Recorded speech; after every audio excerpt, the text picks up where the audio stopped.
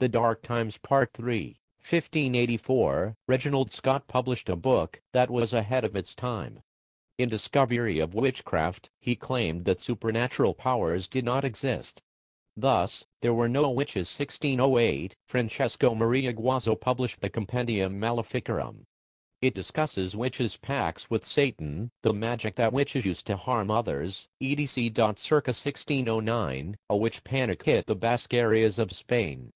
La Suprema, the governing body of the Inquisition, recognized it as a hoax, and issued an edict of silence which prohibited discussion of witchcraft.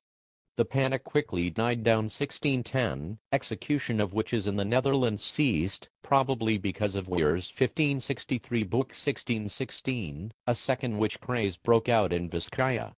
Again an edict of silence was issued by the Inquisition. But the king overturned the edict and 300 accused witches were burned alive. 1631, Friedrich Spee von Langenfeld, a Jesuit priest, wrote Cautio Criminalis, circumspection in criminal cases. He condemned the witch hunts and persecution in Würzburg, Germany. He wrote that the accused confessed only because they were the victims of sadistic tortures. 1684, the last accused witch was executed in England. 1690s, nearly 25 people died during the witch craze in Salem, Massachusetts. One was pressed to death with weights because he wouldn't enter a plea. Some died in prison.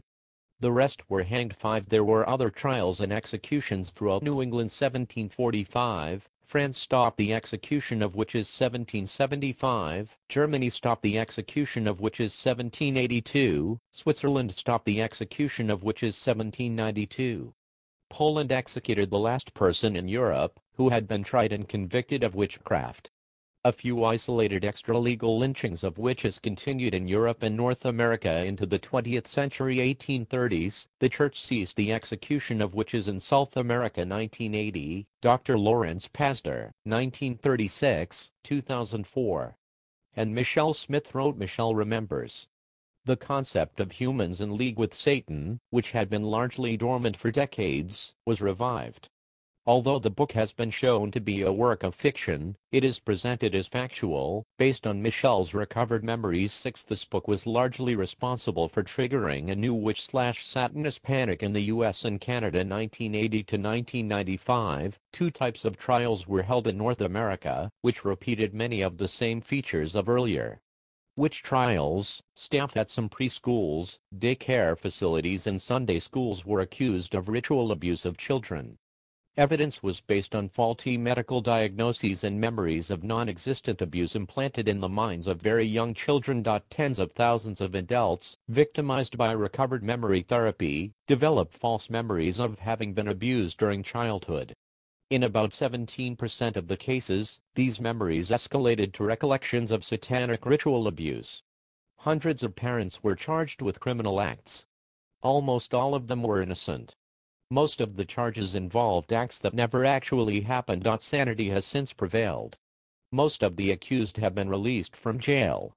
Those held in the state of Massachusetts are an exception. 1990s, some conservative Christian pastors continued a link to unrelated belief systems, the imaginary religion of Satan-worshipping witches promoted by the church during the Renaissance, and Wicca and other neo-pagan religions which are nature-based faiths, and which do not recognize the existence of the Christian devil. 1994 to 1996, several hundred people were accused of witchcraft in the northern province of South Africa, and were lynched by frightened mobs. 1999, conservative Christian pastors occasionally call for a renewal of the burning times, to exterminate Wiccans and other neo-pagans.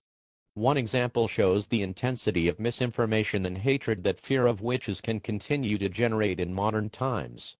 In 1999, Reverend Jack Harvey, pastor of Tabernacle Independent Baptist Church in Kylene, Texas, allegedly arranged for at least one member of his church to carry a handgun during religious services. In case a warlock tries to grab one of our kids, I've heard they drink blood, eat babies.